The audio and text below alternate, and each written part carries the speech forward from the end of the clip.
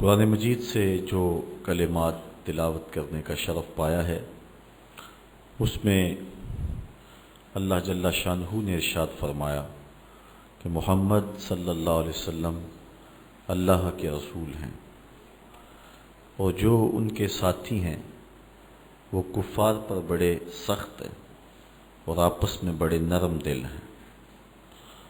اے مخاطب، تو ان کو دیکھے گا کہ وہ کبھی رکوع میں ہیں، کبھی سجدہ ریز ہیں، اللہ کی رضا اور اس کا فضل چاہتے ہوئے۔ اور یہ وہ لوگ ہیں کہ جن کے چہروں پر سجدے کے آثار، سجدے کا نور تمہیں دکھائی دے گا۔ یہ وہ بابرکت طبقہ ہے حضور علیہ السلام کے اصحاب کہ اللہ تعالیٰ ارشاد فرماتا ہے ان کی مثالیں تورات میں بھی موجود ہیں، انجیل میں بھی موجود ہیں۔ حضور نبی رحمت صلی اللہ علیہ وآلہ وسلم جب پیغام حق کا ابلاغ کیا تو حضور کے جاں نثار صحابہ نے اس پیغام کو دنیا کے کونے کونے تک پہنچایا۔ کائنات میں جس طرح کے اصحاب حضور کو نصیب ہوئے ہیں، کسی نبی کو ایسے چاہنے والے نہیں ملے۔ حافظ شیرازی کہتا ہے اپنے محبوب کو کہ جس طرح کا میں تیرا عاشق ہوں اس طرح کا زمانے میں کوئی عاشق نہیں ہوگا، اور پھر آگے کہتا ہے اس لیے کہ تیرے جیسا کوئی محبوب بھی تو نہیں ہوگا، کیونکہ عشق کی گرمی حسن کی وجہ سے ہوتی ہے، اس لیے کائنات میں حضور جیسا کامل اور اکمل شخص کوئی نہیں۔ تو جس طرح کے دوست، اصحاب، فداکار، جاں نثار حضور علیہ السلام کو عطا کیے گئے، ایسے کسی کو عطا بھی نہیں کیے گئے۔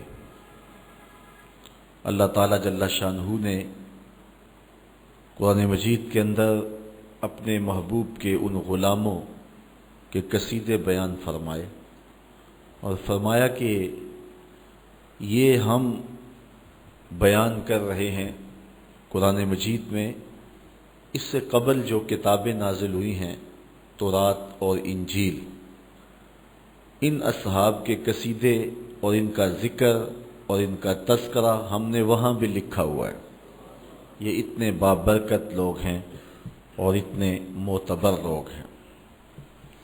اس کائنات میں جتنے بھی انسان بستے ہیں ان میں سے افضل مجد و شرف کے لحاظ سے اہل ایمان ہیں۔ کفار اخلاقی قدروں میں جتنے مرضی بلند کیوں نہ ہوں، مال و دولت، شہرت، ثروت، جاہ و منصب، اقتدار، سب کچھ ان کے پاس ہو، لیکن ایک مسکین مومن کی شان تک نہیں پہنچ سکتے۔ اس لیے اس کائنات میں بسنے والے انسانوں میں سب سے افضل شخص مومن ہے۔ اہل ایمان میں سے فضل و شرف رکھنے والے علماء اور اولیاء ہیں۔ علماء و اولیاء میں سے اغیاث اور اقطاب فضل و شرف پاتے ہیں۔ اغیاث اور اقطاب کا جہاں نقطۂ عروج ہوتا ہے وہاں تابی کا مرتبہ شروع ہوتا ہے، اور جہاں تابی اپنے نقطۂ کمال کو پہنچتا ہے وہاں صحابی کا کمال اور عظمتیں شروع ہوتی ہیں۔ صحابہ میں سے جو مہاجر صحابہ ہیں وہ فضیلت والے ہیں۔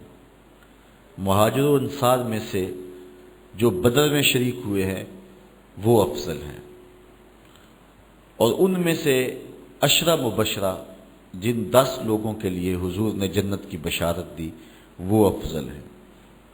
ان 10 لوگوں میں 4 اصحاب افضل اور مرتبہ و مقام سے اعلیٰ ہیں، اور ان 4 میں سے سب سے افضل حضرت ابو بکر صدیق رضی اللہ تعالی عنہ۔ یہ ہمارا اہل ایمان کا عقیدہ ہے۔ صحابہ کے درجے متفاوت ہیں۔ جس طرح آسمان کے اوپر نظر دوڑائیں تو آپ کو ستارے نظر آتے ہیں، کوئی روشن، کوئی ٹمٹماتا ہوا، کوئی بڑا واضح، اس طرح اس افق پہ بھی آپ کو ستارے نظر آئیں گے۔ صداقت کے تارے بھی ہوں گے، عدالت کے ستارے بھی ہوں گے، ولایت کے، امامت کے، طرح طرح کے ستارے نظر آئیں گے۔ درجوں کے اعتبار سے متفاوت ہیں، لیکن حضور علیہ السلام کے تمام صحابہ کی تعظیم و توقیر ہمارے اوپر واجب ہے۔ حضور علیہ السلام کے لیے سب سے بڑا دکھ کا موقع حضرت امیر حمزہ کی شہادت کا موقع تھا۔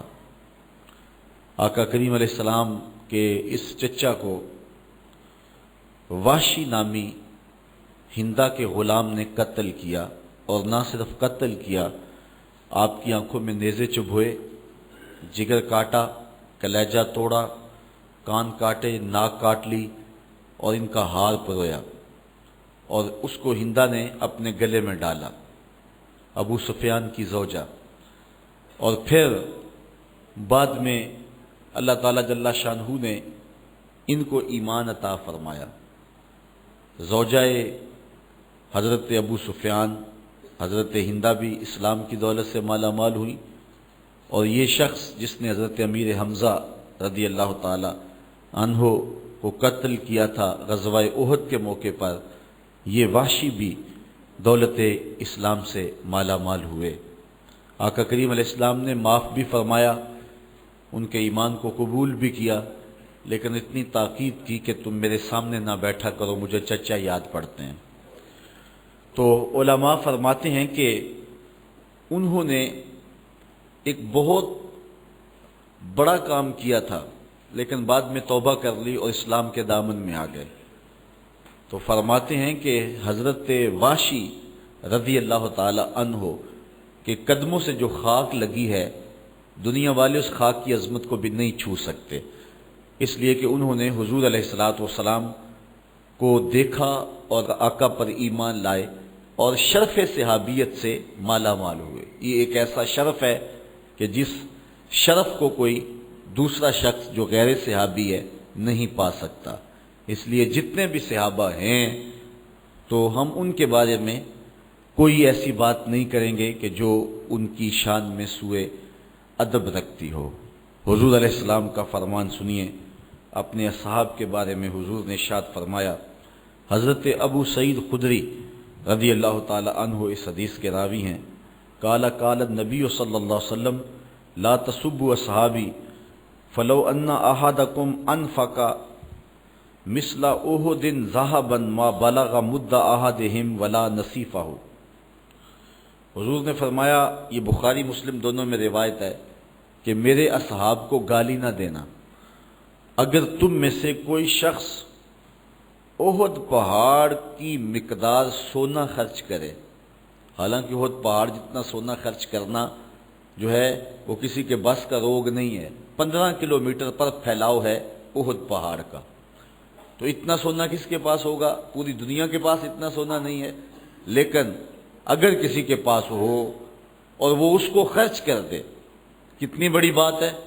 تو حضور نے فرمایا اگر احد پہاڑ کے برابر کوئی سونا خیرات کر دے تو میرا صحابی ایک مد جو خیرات کرے، ایک مد جو ہے وہ چیز خیرات کر دے، تو مد ایک پیمانہ ہے، اس پیمانے کے مطابق اتنا خیرات کرے، اور بعد میں آنے والا احد پہاڑ جتنا سونا خیرات کر دے، تو فرمایا کہ وہ میرے صحابی کے اجر کو نہیں پہنچ سکتا ہے، بلکہ اس کو جو ایک مد خیرات کرنے کا ثواب ملا ہے، اس کا جو اجر ملا ہے، احد پہاڑ جتنے سونے کو خیرات کرنے والا اس صحابی کے آدھے اجر کو بھی نہیں چھو سکتا۔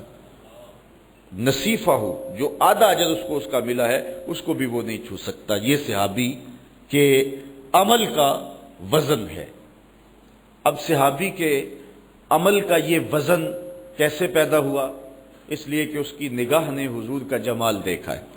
یہی وجہ ہے نا، یہاں رک کر کے ایک بات کرنا چاہوں گا کہ جب صحابی کے عمل کا وزن اتنا ہے کہ احد پہاڑ جتنا سونا خیرات کر دیا جائے تو پھر بھی صحابی کے ایک مد جو خیرات کرنے کے آدھے اجر کو بھی بندہ نہیں پہنچ سکتا، تو پھر جس کے چہرہ نور کو دیکھ کر کے اجر کا اتنا وزن بڑھ جاتا ہے تو پھر امتی عمل کرتے کرتے نبی سے بڑھ کیسے سکتا ہے؟ تو یہ عقیدہ باطل ہوا کہ امتی عمل کرتے کرتے نبی کے برابر ہو جاتا ہے، بلکہ بڑھ بھی جاتا ہے۔ وہ ساری زندگی بھی ایک ٹانگ پہ کھڑا رہے، نبی کے پاؤں سے اڑنے والی دھول کی عظمت کو بھی نہیں چھو سکتا ہے۔ حضور کی شان ہی بڑا ہے۔ اور ذرا سورہ عادیات اٹھائے، اللہ کیا کہہ رہا ہے؟ وَالْعَادِيَاتِ ضَبْحًا فَالْمُورِيَاتِ قَدْحًا فَالْمُغِيرَاتِ صُبْحًا فَأَثَرْنَ بِهِ نَقْعًا فَوَسَطْنَ بِهِ جَمْعًا۔ ذرا غور تو کیجئے، دیکھیے عظمت کیا ہے۔ خدا ہو کے کہہ رہا ہے، محبوب تو نہیں، تیرے غلام، تیرے غلام نہیں، تیرے غلاموں کے گھوڑے، تیرے غلاموں کے گھوڑے نہیں، ان کی ٹانگیں، ان کی ٹانگیں نہیں، ان کی ٹانگوں سے لگے ہوئے پاؤں، ان کے پاؤں نہیں، ان کے پاؤں سے لگی ہوئی کھریاں، وہ کھریاں نہیں، ان کھریوں کے پتھر کے ٹکرانے سے جو شرارے اڑتے ہیں، میں خدا ہو کے ان اڑتے شراروں کی قسم فرماتا ہوں۔ ذرا غور تو کیجئے، نبی کی شان تو بہت بڑا ہے۔ نبی کے غلاموں کے گھوڑوں کی ٹانگوں کے پاؤں کے ساتھ لگی ہوئی کھریوں کے ٹکرانے سے، پتھر سے جو شرارے نکلتے ہیں، اللہ قرآن میں کہتا ہے مجھے ان شراروں کی قسم۔ اور پھر وہ محبوب کے غلاموں کے گھوڑے جب ریتلی زمین میں چلے جاتے ہیں اور ان کی سموں کے ٹکرانے سے جب ریت اڑتی ہے تو وہ اڑتے ہوئے غبار کی رب قسم فرما رہا ہے۔ تو کون ہے جو نبی کی عظمت کو چھو سکے؟ تو نہ جانے کیا غضب ڈھایا لوگوں نے اور یہ بات لکھ ماری کہ امتی عمل کرتا کرتا بعض کا نبی کے برابر ہو جاتا ہے، بلکہ بڑھ بھی جاتا ہے۔ یہاں دیکھیے صحابی کے عمل کو کوئی چھو ہی نہیں سکتا۔ کوئی ساری زندگی بھی لگا رہے، دل کھول کے خرچ کرے، احد پہاڑ جتنا سونا کہاں سے لائے گا؟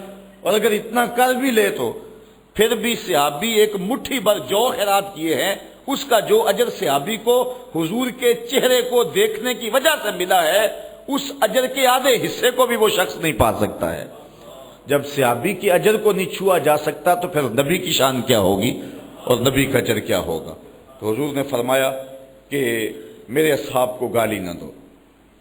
حضرت ابو بردہ رضی اللہ تعالیٰ عنہ اپنے باپ سے روایت کرتے ہیں، قال رفع یعنی نبی صلی اللہ علیہ وسلم راسہ الی السماء وکان کثیر مما یرفع راسہ الی السماء۔ کہتے ہیں حضور نے آسمان کی طرف اپنا رخ اٹھایا، اور حضور کثرت کے ساتھ اپنے رخ انور آسمان کی طرف اٹھایا کرتے تھے۔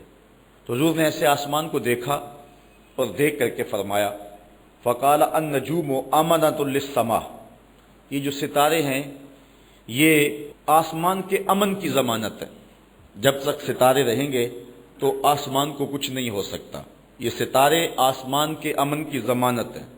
فَإِذَا ذَهَبَتِ النُّجُومُ أَتَى السَّمَاءَ مَا تُوعَدُ، جب یہ ستارے جھڑ جائیں گے تو آسمان کو وہ ملے گا جو اس کا مقسوم ہے، جو وعدہ کیا گیا ہے، اور وہ کیا کہ لپیٹ دیا جائے گا اور ٹکڑے ٹکڑے ہو جائے گا۔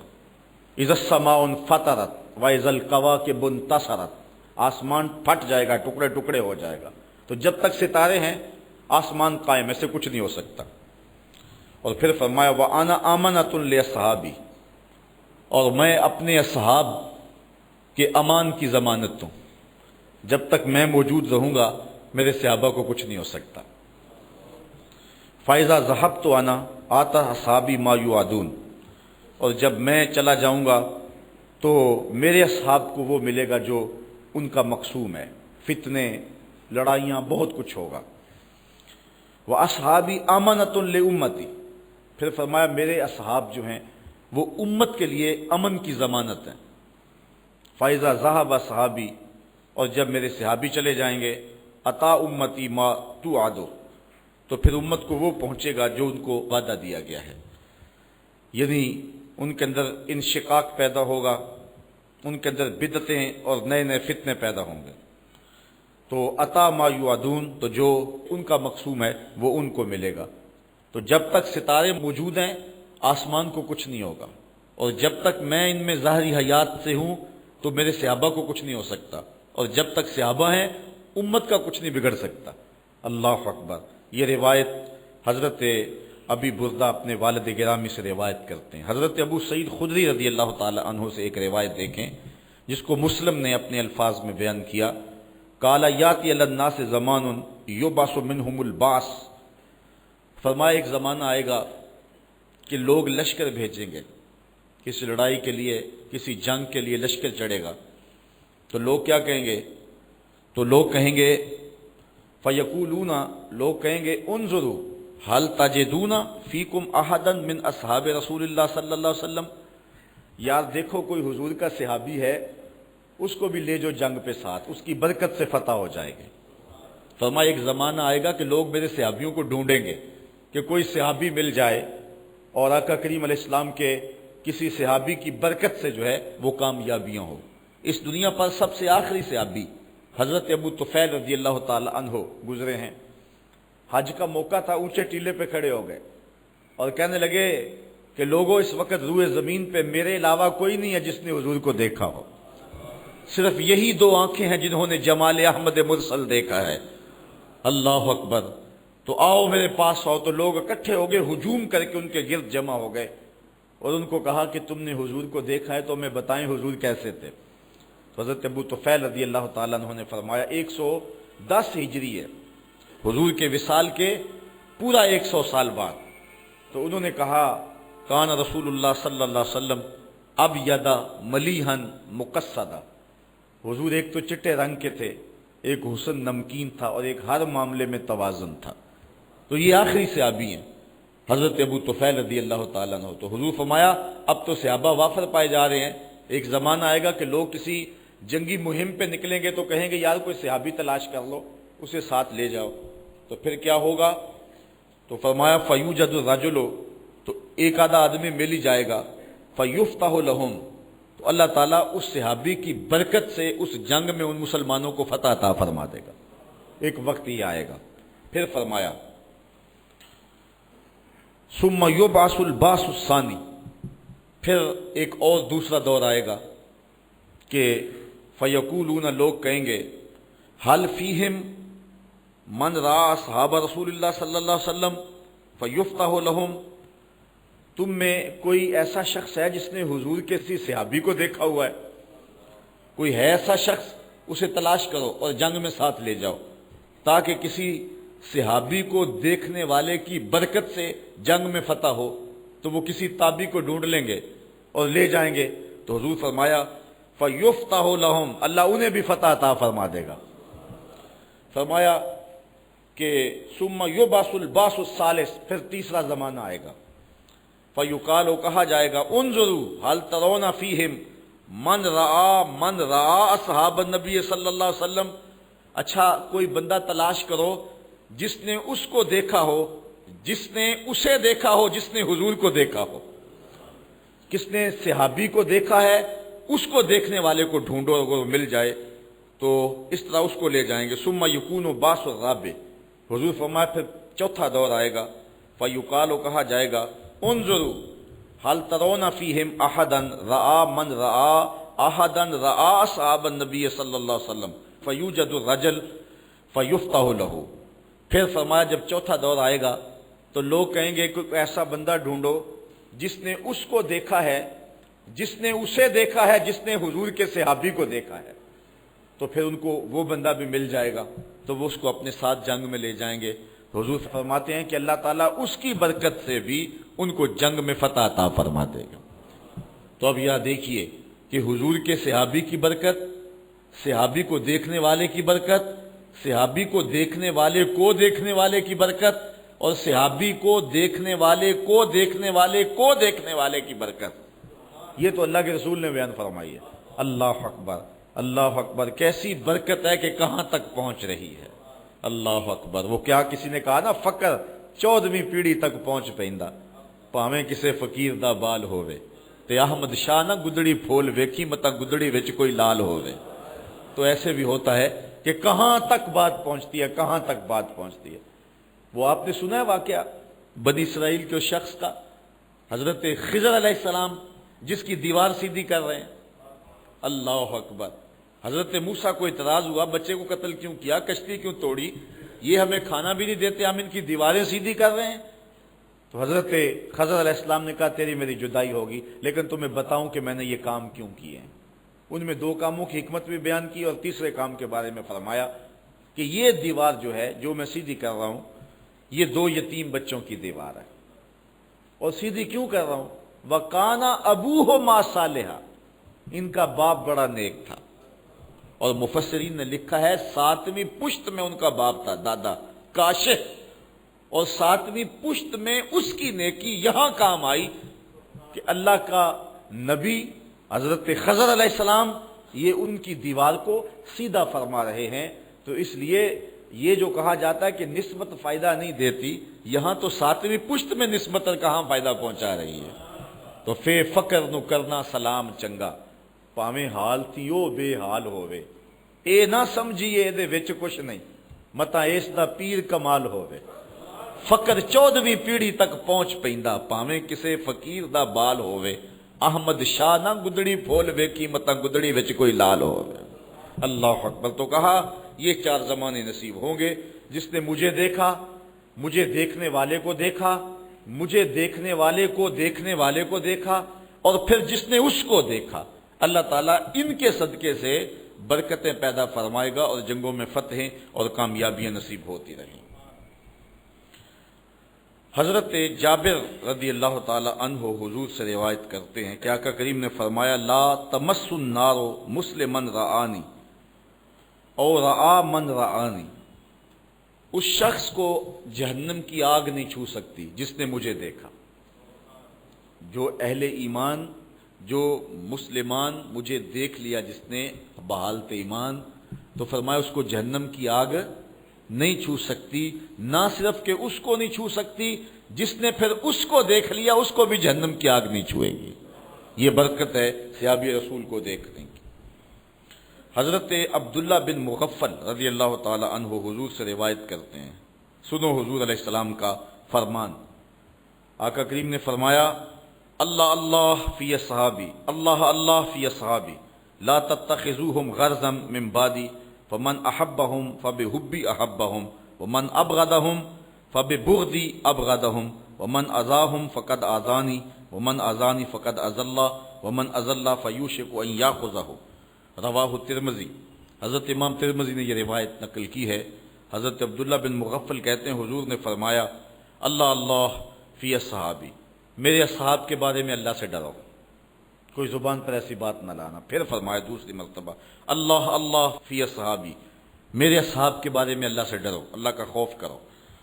اور پھر ارشاد فرمایا لا تتخذوہم غرضا من بعدی، میرے بعد ان کو برے لفظوں سے یاد نہ کرنا، میرے بلا نہ کہنا، بلکہ حضور نے فرمایا فمن احبہم فبحبی احبہم، جس نے میرے صحابہ سے محبت کی میری وجہ سے محبت کی، ومن ابغضہم فببغضی ابغضہم، اور جس نے ان سے بغض رکھا تو وہ میرے بغض کی وجہ سے میرے صحابہ سے بغض رکھا۔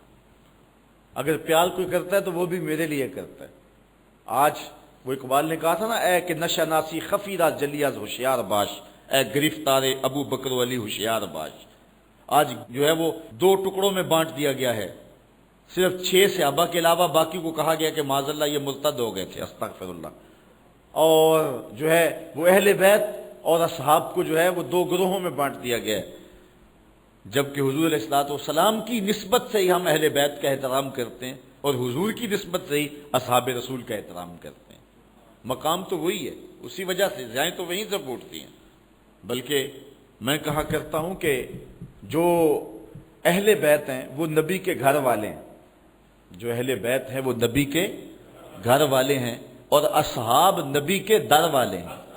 ہم کہتے ہیں گھر والوں تمہیں بھی ہمارا سلام ہو، اور در والوں تمہیں بھی ہمارا سلام ہو۔ تو حضور نے فرمایا اگر کوئی بغض رکھتا ہے تو وہ بھی میری وجہ سے رکھتا ہے، اور اگر کوئی ان سے پیار کرتا ہے، محبت کرتا ہے، تو وہ میری محبت کی وجہ سے کرتا ہے۔ ومن اذاہم فقد اذانی، جس نے میرے کسی صحابہ کو اذیت دی اس نے مجھے اذیت دی، ومن اذانی فقد اذى اللہ، جس نے مجھے اذیت دی اس نے اللہ کو اذیت دی، ومن اذى اللہ فیوشک ان یاخذہ، تو جس نے اللہ کو اذیت دی اللہ پھر اس کو پکڑ بھی لے گا، اس کا علاج بھی کر لے گا اور اس کو سزا بھی دے گا۔ حضرت انس روایت کرتے ہیں کہ حضور نے ارشاد فرمایا مثل اصحابی فی امتی کالملح فی الطعام لا یصلح الطعام الا بالملح۔ حضرت انس کہتے ہیں کہ میرے اصحاب کی مثال امت میں اس طرح ہے جس طرح کھانے میں نمک ہوتا ہے، اگر نمک ہوگا تو کھانے میں لطف ہوگا، اور اگر نمک نہیں رہے گا تو کھانے میں لطف نہیں رہے گا۔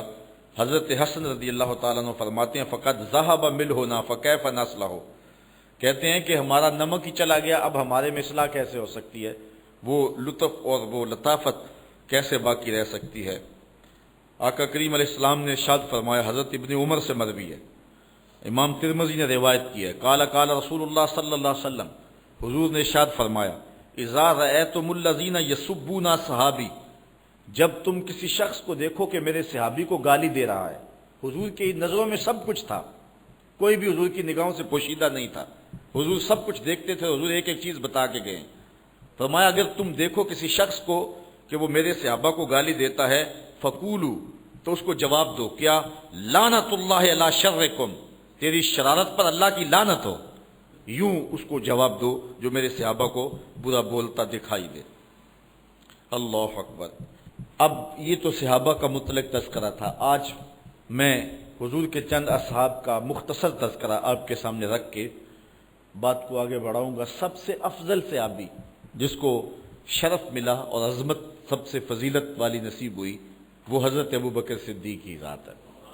کہتے ہیں حضور کا سایہ نہیں تھا لیکن یہ سائے کی طرح حضور کے ساتھ ہی رہے، ساری زندگی حضور کے ساتھ گزاری۔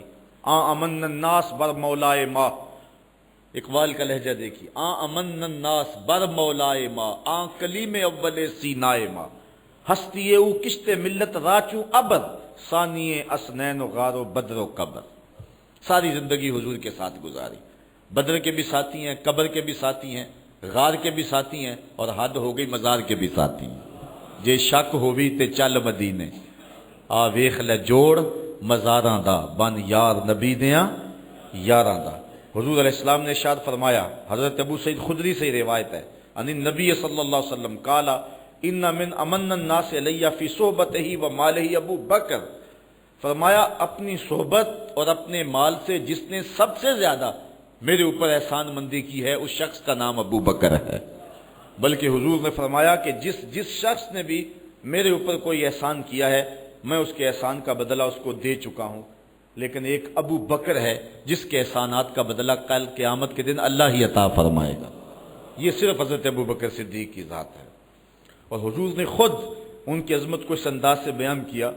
حضرت جبیر بن مطعم رضی اللہ تعالیٰ عنہ روایت کرتے ہیں، قال اتت النبی صلی اللہ علیہ وسلم امرأة فکلمتہ فی شیء فامرها ان ترجع الیہ، ایک خاتون حضور کی خدمت میں آئی، اس نے حضور سے کسی معاملے میں بات کی تو آقا کریم نے فرمایا چلی جا پھر واپس آ جانا۔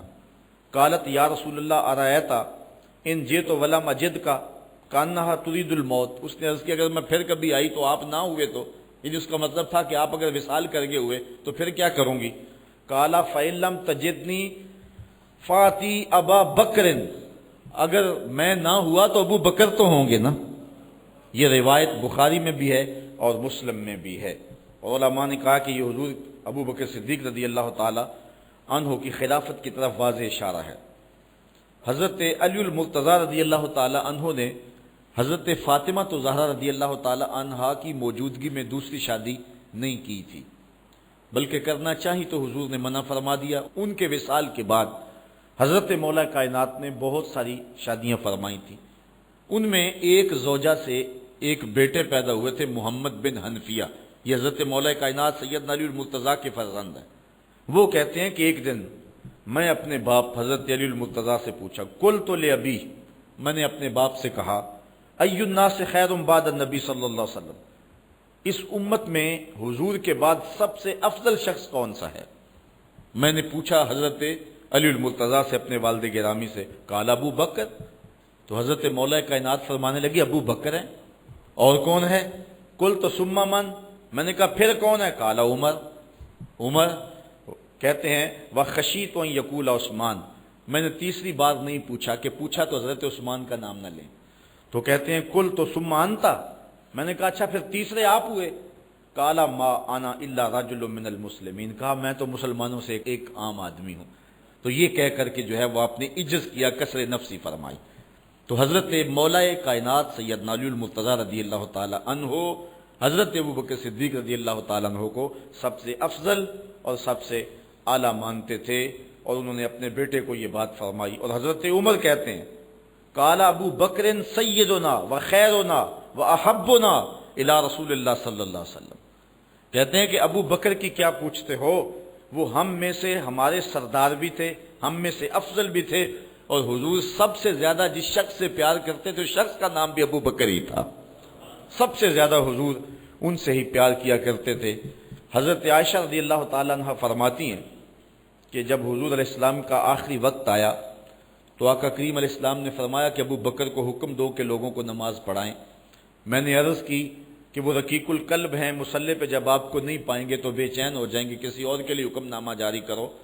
تو حضور علیہ السلام نے جو جواب دیا وہ ایک طویل حدیث ہے، لیکن حدیث کا ایک حصہ ہے کہ حضور علیہ السلام نے فرمایا لا ینبغی لقوم فیہم ابو بکر ان یؤمہم غیرہ، کسی قوم کے لیے مناسب ہی نہیں ہے کہ ابو بکر ان کے اندر رہتے ہوں اور امامت کوئی اور کروائے۔ ابو بکر کا حق ہے کہ وہ امامت کروائیں۔ جب حضرت سیدنا صدیق اکبر نے خلافت کے نظام کو سنبھالا تو حضرت علی المرتضیٰ دوڑے ہوئے آئے اور انہوں نے حضرت صدیق اکبر کے ہاتھ بیعت کی اور یہ بات کہی کہ جس شخص کو حضور نے دین کے لیے پسند کیا، مصلی کے لیے پسند کیا، اس شخص کو ہم اپنی دنیا کے لیے کیوں پسند نہ کریں۔ تو حضرت مولا کائنات رضی اللہ تعالیٰ عنہ نے آ کے آپ کے ہاتھ پہ بیعت کی۔ اللہ اکبر۔ حضرت عمر رضی اللہ تعالیٰ عنہ سے ایک روایت سنیے جو حضرت صدیق اکبر کی فضیلت پر مشتمل ہے۔ کہتے امرنا رسول اللہ صلی اللہ علیہ وسلم ان نتصدق ووافق ذلك عندي مالا فقلت اليوم اسبق ابا بکر ان سبقته یوما، کہتے حضور نے ایک مرتبہ فنڈ کے لیے ارشاد فرمایا کہ لاؤ راہ خدا میں پیش کرو، تو میرے پاس اتنی خوشحالی تھی کہ اتنی کبھی خوشحالی ہوئی نہیں تھی، تو میں نے کہا اگر ابو بکر سے بڑھ سکتا ہوں تو آج بڑھ سکتا ہوں، آج اللہ کا خاص کرم ہے تو آج میں ابو بکر سے اگر بڑھ سکوں تو آج بڑھ سکتا ہوں۔ فجے تو بنصف مالی، میں گیا اور آدھا مال لے آیا۔ فقال رسول اللہ صلی اللہ علیہ وسلم ما ابقیت لأہلک فقلت مثلہ، حضور نے پوچھا عمر گھر والوں کے لیے کیا چھوڑا ہے؟ میں نے کہا اتنا ہی چھوڑ آیا ہوں، جتنا لے آیا ہوں اتنا ہی چھوڑ آیا ہوں، آدھا لے آیا ہوں آدھا چھوڑ آیا ہوں۔ وعطا ابو بکر رضی اللہ تعالیٰ عنہ بکل ما عندہ، کہتے ہیں پھر ابو بکر سارا مال ہی سمیٹ کے لے آئے۔ اللہ اکبر۔ فقال یا ابا بکر ما ابقیت لأہلک، حضور نے کہا ابو بکر تم گھر کے لیے کیا چھوڑا ہے؟ تو حضرت ابو بکر رضی اللہ تعالیٰ نے کہا ابقیت لہم اللہ ورسولہ، حضور میرے سامنے بھی آپ ہیں، میرے گھر میں بھی تو آپ ہی ہیں نا۔ وہ اپنے نام لیواؤں کو تنہا چھوڑتے کب ہیں، جہاں ہم دم نہ ہو کوئی وہاں سرکار ہوتے ہیں۔ تو کہا کہ میں اللہ اس کے رسول کی رضا کو گھر چھوڑ آیا ہوں۔ قلت لا اسبقہ الی شیء ابدا، حضرت عمر کہتے ہیں پھر میں نے کہا کہ میں ابو بکر سے کبھی بھی نہیں بڑھ سکتا۔ اللہ تعالیٰ نے ان کو شان یہ انوکھی دی ہے۔ حضرت عمر رضی اللہ تعالیٰ عنہ دوسرے خلیفہ راشد ہیں، اللہ تعالیٰ نے ان کو بھی بڑی شان عطا فرمائی، اور شانوں کا عالم یہ ہے کہ حضور علیہ السلام نے ارشاد فرمایا کہ ان اللہ جعل الحق علی لسان عمر وقلبہ، اللہ تعالیٰ نے عمر کے دل اور زبان پر حق جاری کر دیا ہے۔ حضرت عمر جب بولتے ہیں تو ان کی زبان پر حق ہی جاری ہوتا ہے، بلکہ آقا کریم علیہ السلام نے اللہ کی بارگاہ میں دعا مانگی کہ اللہم اعز الاسلام بابی جہل ابن حشام اور بعمر ابن الخطاب، اے اللہ یا ابن حشام، ابو جہل بن حشام یا عمر بن خطاب، ان دونوں میں سے کسی ایک سے جس کو تو پسند کرتا ہے اسلام کو عزت دے دے۔ یہ حضور نے دعا کی، ادھر یہ تلوار لے کے بانی اسلام کا چراغ بجھانے نکلے تھے، لیکن راستے نے کہا کدھر جا رہے ہو؟ کہا بس آج کام تمام کرنے جا رہا ہوں۔ کہا گھر کی تو خبر لو۔ کہا کیا ہوا ہے؟ کہا تمہاری بہن بھی اس آقا کی غلام بن گئی ہے۔ وہ واقعہ پھر آپ نے سنا ہے کہ وہ جب گئے تو قرآن مجید کی تلاوت ہو رہی تھی، عمر کا پھر دل ہی بدل نہیں گیا۔ اللہ اکبر، اقبال کہتے ہیں تو نہ دانی کے سوزے کراتے تو دیگر گوں کر تقدیر عمر را، میری بہن تو نہیں جانتی، تو چھوڑ گیا قرآن کی تلاوت۔ قرآن تو ایسا ہے اگر بہن ہو کے قرآن پڑھے تو عمر کی تقدیر بدلتی ہے، اور ماں ہو کے قرآن پڑھے تو نیزے کی نوک پہ بیٹا قرآن سناتا ہے۔ تو نہ دانی کے سوزے کراتے تو دیگر گوں کر تقدیر عمر را، تو تقدیر بدلی، پھر حضور کی خدمت میں حاضر ہو گئے۔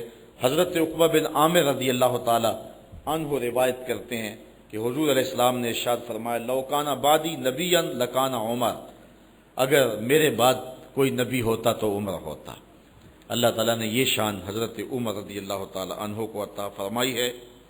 حضرت ابن عمر روایت کرتے ہیں خرج ذات یوم ودخل المسجد وابو بکر وعمر احدهما عن یمینہ والآخر عن شمالہ وهو آخذ بیدیہما، ایک دن حضور مسجد میں تھے، حضرت عمر بھی گئے، حضرت صدیق اکبر بھی گئے۔ کہتے ہیں کہ حضور علیہ السلام نے دایاں ہاتھ حضرت ابو بکر اور بایاں حضرت عمر کا پکڑا ہوا تھا، اور اس طرح حضور جو ہے وہ چلتے جا رہے تھے۔ حضرت ابو بکر صدیق دائیں سمت تھے، حضرت عمر رضی اللہ تعالیٰ عنہ بائیں سمت تھے، اور ایسے حضور مسجد نبی میں تشریف لا رہے، وہو آخذ بیدیہما فقال ھکذا نبعث یوم القیامہ، حضور نے فرمایا قیامت کے دن ہم یوں ہی قبروں سے اٹھائے جائیں گے، میرے دائیں ہاتھ میں ابو بکر کا ہاتھ ہوگا اور بائیں ہاتھ میں عمر کا ہاتھ ہوگا۔ اللہ اکبر، یہ شان ہے ان غلاموں کی۔ حضرت عائشہ رضی اللہ تعالیٰ عنہ روایت کرتی ہیں کہ حضور علیہ الصلوۃ والسلام گھر میں لیٹے ہوئے تھے اور آقا کریم کی پنڈلی سے کپڑا ہٹا ہوا تھا، تو حضرت ابو بکر صدیق آئے اور انہوں نے اذن طلب کیا اور میں آ جاؤ، اور ایسے ہی لیٹے رہے، اور پنڈلی پر جو کپڑا تھا کو آگے نہیں کیا ہے، اسی طرح ہٹا رہا۔ وہ آئے، بیٹھ گئے اور باتیں کرنے لگے۔ ثم استاذن عمر، پھر حضرت عمر آ گئے رضی اللہ تعالیٰ عنہ، تو وہ بھی آ کے بیٹھ کے حضور نے اجازت دے دی۔ حضور علیہ السلام نے کوئی اپنے کپڑے کو جنبش نہیں دی اور پنڈلی کو ڈھانپا نہیں ہے، کیونکہ سترے عورت جو ہے وہ گھٹنے سے شروع ہوتا ہے۔ پنڈلی عموماً گھر میں بندہ برہنہ بھی رکھ سکتا ہے، کوئی حرج نہیں ہے۔ تو حضور علیہ السلام کی پنڈلی سے کپڑا ہٹا ہوا تھا، دونوں آ کے بیٹھ کے باتیں کرتے رہے۔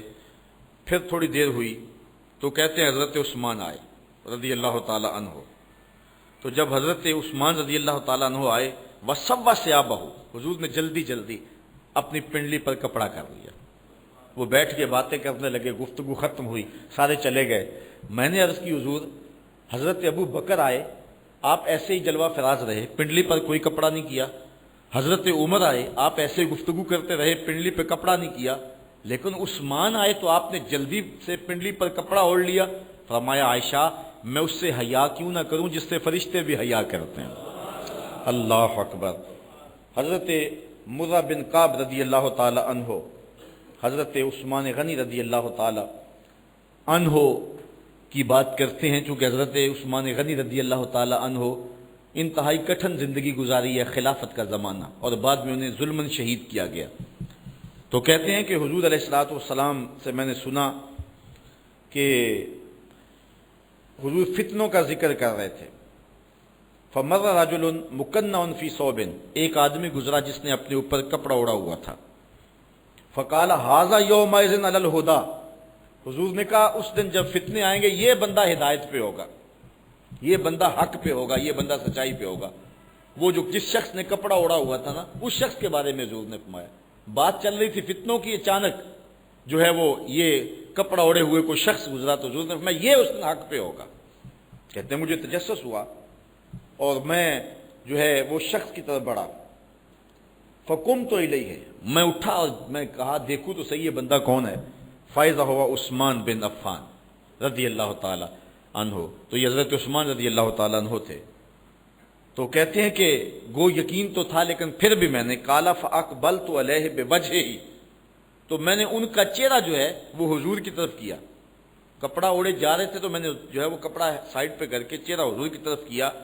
فقلت ھذا، میں نے کہا حضور یہ، کالا نام، کہا ہاں یہی، کہ جب فتنوں کی آگ جلے گی تو یہ شخص حق پہ ہوگا۔ اللہ اکبر، یہ حضور نے گارنٹی دی ہے۔ ابن عمر رضی اللہ تعالیٰ عنہ روایت کرتے ہیں کہ حضور علیہ السلام نے فتنوں کا ذکر کیا، فقال یقتل ھذا فیھا مظلوما لعثمان، حضور نے فرمایا کہ جب فتنے برپا ہوں گے تو حضرت عثمان ظلماً قتل کر دیے جائیں گے، اور پھر ایسا ہی ہوا کہ جب بلوہ ہوا تو حضرت عثمان شہید کر دیے گئے، اور اس وقت وہ قرآن مجید کی تلاوت کر رہے تھے۔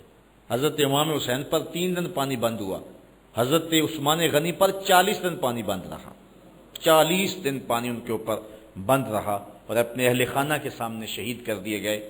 اور جس وقت حضرت عثمان غنی رضی اللہ تعالیٰ عنہ شہید کیے گئے، اس وقت قرآن کھول کے پڑھ رہے تھے، اور آپ کا خون اس آیت پہ گرا، فَسَيَكْفِيكَهُمُ اللَّهُ، قرآن مجید کی پہلے پارے کے جو آخر میں آیت ہے، ان لفظوں پر آپ کا خون بہا اور گرا، اور اس طرح حضرت عثمان غنی رضی اللہ تعالیٰ عنہ جو ہیں وہ شہید کر دیے گئے ظلماً۔ حضرت ابو موسیٰ اشعری سے ایک روایت لیں، قال كنت مع النبی صلی اللہ علیہ وسلم فی حائط من حیطان المدینہ، کہتے ہیں ایک دن مدینے کے کسی باغ میں حضور کے ساتھ تھا میں، حضرت ابو موسیٰ اشعری کہتے ہیں، فجاء رجل فاستفتح، کوئی شخص آیا اور اس نے دروازے کو دستک دی، اللہ آپ سب کو مدینے لے جائے اور بہت جلد لے جائے، اور وہاں جا کے آپ دیکھیں گے کہ آج بھی مدینے کے جو باغ ہیں ان کو پھاٹک لگے ہوئے ہیں، دروازے لگے ہوئے ہیں۔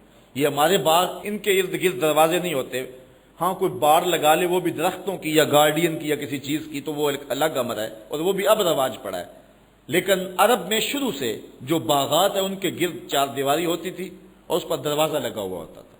تو حضور علیہ السلام موجود تھے، وہاں تشریف فرما تھے، میں بھی حضور کے پاس تھا کہ کوئی حضور کی خوشبو سونگھ کے آ گیا، تو اس نے دروازے کو دستک دی، تو آقا کریم علیہ السلام نے فرمایا، فقال النبی صلی اللہ علیہ وسلم افتح لہ وبشرہ بالجنہ، حضور نے فرمایا ابو موسیٰ جا کے دروازہ کھول دے اور جو بھی ہو اس کو میری طرف سے جنت کی بشارت دے دے، تو رسول اللہ کو ملنے آیا ہے، جا تو جنتی ہے۔ کہتے ہیں میں گیا، دروازہ کھولا، ففتحت لہ، میں نے دروازہ کھولا تو کیا منظر دیکھا، فائز ابو بکر رضی اللہ تعالیٰ عنہ، تو یہ حضرت ابو بکر تھے رضی اللہ تعالیٰ، فبشرتہ، میں نے کہا تمہیں مبارک ہو جنت کی، حضور دی ہے۔ کالا، تو انہوں نے کہا کہ فحمد اللہ، انہوں نے کہا اللہ کا شکر ہے، اللہ کا کرم ہے کہ حضور نے یہ مجھے دولت عطا کر دی۔ ثم جاء رجل فاستفتح، کہتے تھوڑی دیر گزری تو پھر دروازے کو دستک ہونے لگی، فقال النبی صلی اللہ علیہ وسلم افتح لہ وبشرہ بالجنہ، حضور نے فرمایا دروازہ کھول دے، جو بھی ہو اسے جنت کی بشارت دیتے۔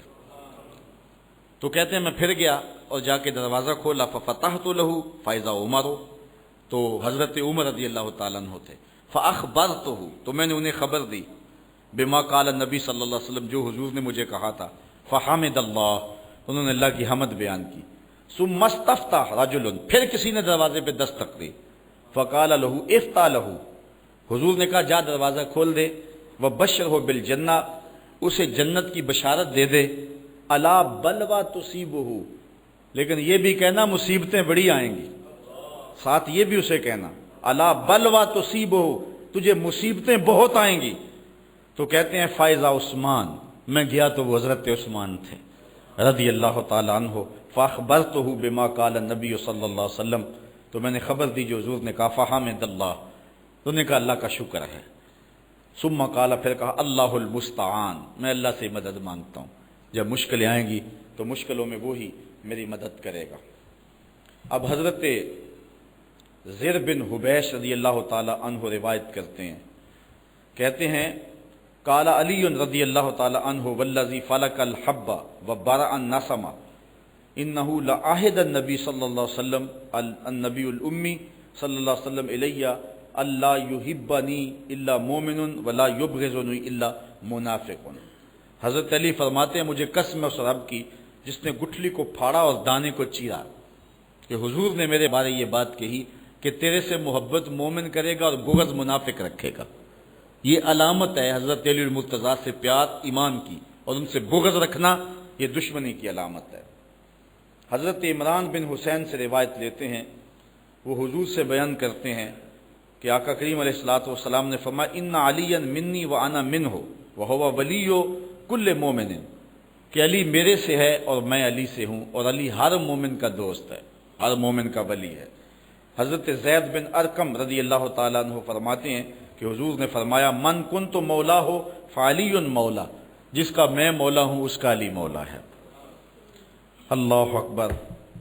حضرت انس رضی اللہ تعالی عنہ روایت کرتے ہیں کہ کالا کانا عند النبی صلی اللہ علیہ وسلم طیر، ایک دن حضور کے پاس کوئی بھنا ہوا پرندہ آیا، فقال اللہم آتنی بأحب خلقک الیک یاکل معی ھذا الطیر، یا اللہ کوئی ایسا بندہ بھیج دے جس سے تو سب سے زیادہ پیار کرتا ہے، تاکہ یہ جو پرندہ میں اس کے ساتھ بیٹھ کے کھاؤں۔ کہتے ہیں فجاءہ علی فاکل معہ، تو حضرت علی تشریف لے آئے، تو حضور نے ان کے ساتھ بیٹھ کر کے وہ پرندہ تناول فرمایا۔ اور حضرت ام عطیہ روایت کرتی ہیں کہ حضور نے ایک لشکر روانہ کیا جس لشکر میں حضرت علی رضی اللہ تعالیٰ عنہ تھے۔ قالت فسمیت رسول اللہ، حضرت ام عطیہ کہتی ہیں یہ میں نے خود حضور سے سنا کہ آقا کریم علیہ الصلوۃ والسلام وہو رافع یدیہ، حضور ہاتھ اٹھا کے دعا کر رہے تھے، کیا؟ سنو ذرا لفظ، اللہم لا تمتنی حتی ترینی علی، اے اللہ جب تک علی نہیں آ جاتا میں اس کو دیکھ نہیں لیتا، مجھے موت نہ عطا فرمانا۔ اللہ اکبر۔ یہ حضرت علی المرتضیٰ رضی اللہ تعالیٰ عنہ کے لیے حضور علیہ السلام کے پیار کی دل آویز کہانی ہے۔ اور حضرت ام سلمہ رضی اللہ تعالیٰ عنہ حضور نبی رحمت سے روایت کرتی ہیں، ام المومنین رضی اللہ تعالیٰ عنہ کہتی ہیں لا یحب علی منافق ولا یبغضہ مومن، کہ علی سے منافق محبت نہیں کر سکتا اور مومن بغض نہیں رکھ سکتا، یہ پکی علامت ہے۔ بلکہ اس عنوان کے ساتھ ایک قول فیصل آپ کے سامنے رکھوں، بات آگے بڑھ رہی ہے۔ حضرت برا بن عازب رضی اللہ تعالیٰ عنہ سے روایت دیتے ہیں، اور زید بن ارقم رضی اللہ تعالیٰ عنہ جو ہیں وہ یہ روایت کرتے ہیں کہ حضور نبی رحمت صلی اللہ علیہ وآلہ وسلم نے جو ہے جب غدیر خم کے پہ پہنچے تو حضور نے حضرت علی کا ہاتھ پکڑ لیا، اور پھر حضور نے فرمایا لوگوں کیا تم جانتے ہو کہ میں مومنین سے ان کی جانوں سے زیادہ قریب ہوں؟ لوگوں نے کیوں نہیں؟ تو پھر حضور نے فرمایا لوگوں تم جانتے ہو کہ میں ہر مومن کا جو ہے وہ مولا ہوں اور اس کی جان سے زیادہ اس کا مالک اور اس کے قریب ہوں؟ کہا کیوں نہیں؟ تو پھر حضور نے فرمایا اللہم من کنت مولاہ فعلی مولا، اللہم وال من والاہ وعاد من آداہ۔ تو کہتے ہیں کہ پھر حضور نے حضرت علی کا ہاتھ پکڑا اور کہا اے اللہ جس کا میں مولا ہوں اس کا علی مولا ہے، اے اللہ جو اللہم وال من والا ہو، جو اس سے پیار کرے تو بھی اس سے پیار کر، اور جو اس سے عداوت رکھے اے اللہ تو بھی اس سے دشمنی رکھ۔ اور حضرت علی المرتضیٰ خود بیان فرماتے ہیں کہ حضور علیہ الصلوۃ والسلام نے فرمایا فی کا مثل من عیسیٰ، اے علی تیری مثال حضرت عیسیٰ والی ہے، جن کے معاملے میں آ کے دو لوگ برباد ہو گئے، یہودی بھی اور عیسائی بھی۔ یہودیوں نے حضرت عیسیٰ سے بغض رکھا، ان پر تہمت لگائی، ان کی ماں پر تہمت لگائی، وہ بھی برباد ہو گئے، ان کے قتل کے درپے ہوئے، برباد ہو گئے۔ اور عیسائیوں نے حضرت عیسیٰ سے اتنا پیار کیا کہ انہیں اللہ کا بیٹا کہہ دیا، تو وہ بھی برباد ہو گئے۔ فرمایا اے علی تیری وجہ سے بھی لوگ برباد ہوں گے۔ حضرت علی المرتضیٰ فرماتے ہیں یہلک فی رجلان محب مفرط و مبغض، حضور نے فرمایا تیرے معاملے میں بھی آ کے دو گروہ برباد ہوں گے، ایک محبت کر کے برباد ہوں گے، ایک بغض رکھ کے برباد ہوں گے۔ ترازو ہے جس پر میں اور آپ اپنے آپ کو تول سکتے ہیں۔ اگر حضرت علی المرتضیٰ کا نام آئے، طبیعت میں گھٹن پیدا ہو، تو سمجھ لو اندر نفاق پل رہا ہے۔ اور حضرت علی المرتضیٰ کے ساتھ ایسا پیار کہ علی کے یاروں کا نام بھی گوارا نہ ہو، تو پھر بھی سمجھو بربادی آ گئی ہے۔ اس لیے ترازو کے دونوں پلڑے پورے رکھیں، حضرت علی سے بھی پیار کریں، اور حضرت علی جن کو اپنا امام اور مقتدا مانتے تھے اور جن کے ہاتھوں پہ بیعت کرتے رہے تھے ان کو بھی اپنا مقتدا اور امام مانیں۔ اور اللہ تعالیٰ جل شانہ نے یہ ہمیں سعادت نصیب فرمائی ہے اور یہ عزت عطا فرمائی ہے۔ حضور علیہ السلام نے ارشاد فرمایا، روایت ہے حضرت انس رضی اللہ تعالی عنہ سے، حضور نے فرمایا ارحم امتی بے امتی ابو بکر، میری امت میں میری امت پر سب سے زیادہ نرم دل ابو بکر ہے۔ وَأَشَدُّهُمْ فِي أَمْرِ اللَّهِ عمر، اور اللہ کے معاملات میں اس کے امور میں سخت ترین شخص جو ہے اس کا نام عمر ہے۔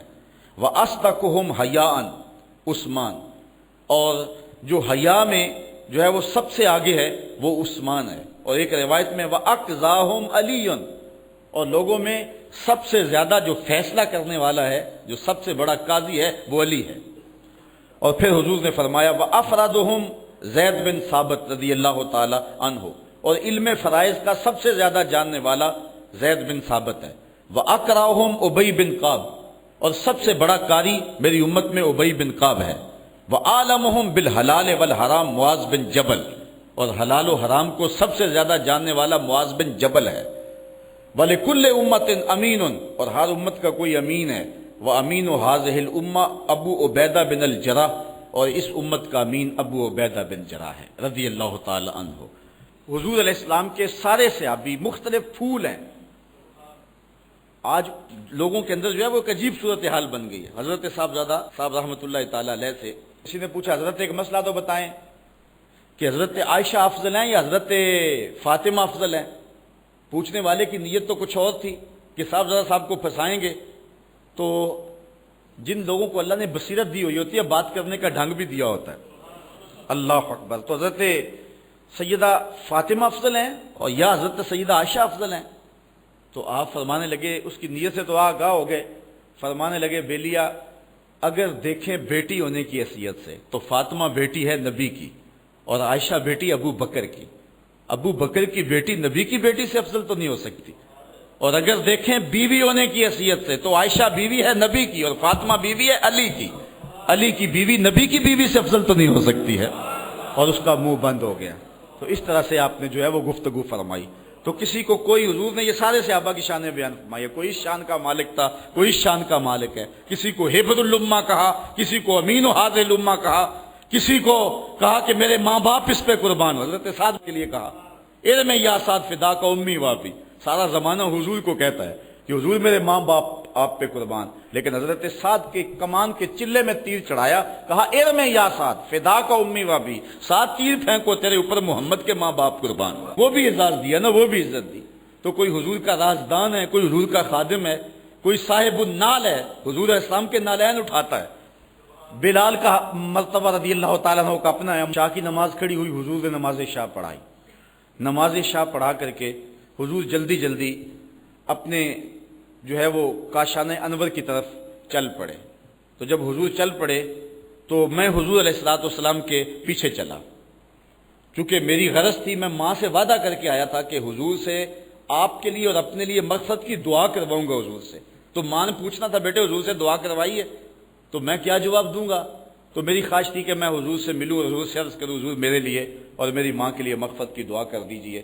میں حضور کے پیچھے چلا، فسامع صوتی، تو میرے پاؤں سے آواز پیدا ہوئی، تو آقا کریم نے سنا، فقالا من ھذا، حذیفہ۔ تو حضور نے فرمایا کون ہے؟ حذیفہ ہے۔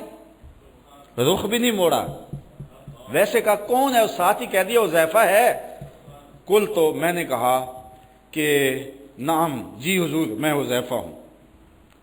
اب اگلی بات میں نے کرنی تھی کہ میں کس لیے آیا ہوں، لیکن حضور نے فرمایا ما حاجتوں کا، غفر اللہ لک ولی امک، اللہ تجھے بخشے تیری ماں کو بخشے، کیا کام ہے؟ حذیفہ کیا لینے آئے ہو؟ اللہ تجھے بھی بخش دے تیری ماں کو بھی بخش دے۔ اچھا جب انسان نے کوئی سوال ترتیب دیا ہوا ہو تو ایسے ہو جائے تو پھر تو عجیب صورتحال ہو جاتی ہے، تو کہتے ہیں میں چپ کے کہوں آگے کیا؟ حضور نے کہا کہ اللہ تجھے بخشے، غفر اللہ لک ولی امک، ما حاجتوں کا، تجھے کیا غرض ہے، کس لیے آئے ہو، اللہ تجھے بھی بخش دے تیری ماں کو بھی بخش دے۔ تو میں اب خاموش۔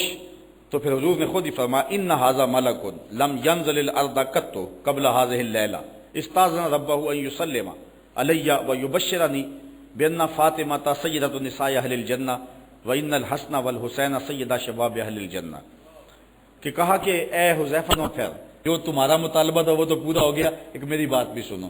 یہ میرے پاس فرشتہ آیا ہے جو آج سے پہلے کبھی دھرتی پہ آیا نہیں ہے، اور اللہ سے خصوصی اجازت لے کر میری زیارت کے لیے آیا ہے، اور مجھے بتانے آیا ہے کہ آپ کی بیٹی فاطمہ جنتی عورتوں کی سردار ہے اور آپ کے بیٹے حسن اور حسین جنتی جوانوں کے سردار۔ اللہ تعالیٰ جل شانہ آل و صحاب نبی کی عظمت کو ماننے کی توفیق نصیب فرمائے۔ آفاق کے ہر گوشے میں قرآن سنا کر دم لینا، اب رکنا نہیں، اب تھمنا نہیں، فردوس میں جا کر دم لینا،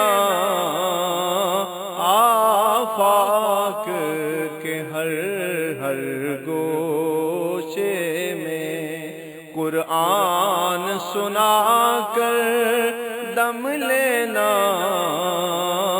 اب رکنا نہیں، اب تھمنا